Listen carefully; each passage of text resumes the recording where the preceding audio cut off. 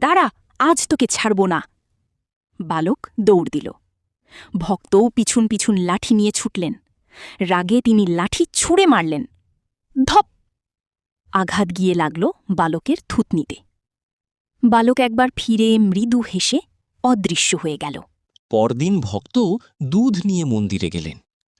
দর্শন করতেই তার বুক কেঁপে উঠল। ভগবান বালাজির থুতনি থেকে রক্ত ঝরছে। ভক্ত কাঁপতে কাঁপতে বললেন, প্রভু, এ কি? কে এমন সর্বনাশ করল?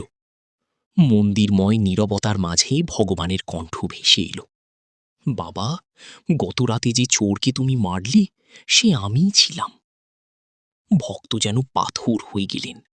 আপনি আপনি ছিলেন? আমি আমার প্রভুকেই আঘাত করেছি। তিনি মাটিতে পড়ে কান্নায় ভেঙে পড়লেন। প্রভু, আমাকে ক্ষমা করুন, আমি অন্ধ হয়ে গিয়েছিলাম। ভগবান স্নেহভরে বললেন, না বাবা, তুমি আমাকে আঘাত করনি, তুমি আমাকে ভালোবেসেছ। তোমার কষ্ট আমি সহ্য করতে পারিনি, তাই নিজেই দুধ নিতে গিয়েছিলাম। এই চিহ্ন আমার থুতনিতে চিরকাল থাকবে, যাতে জগৎ জানে ভক্তের প্রেম কত গভীর। ভক্ত অশ্রু ভেজা চোখে বললেন, প্রভু, আপনি কত দয়ালু। আজও তিরুপতি বালাজির থুতনিতে সাদা কর্পূরের প্রলেপ দেওয়া হয়। সেটি শুধু ক্ষতের স্মৃতি নয়, এক ভক্তের নিঃস্বার্থ প্রেমের অমর চিহ্ন। জয় তিরুপতি বালাজির জয়।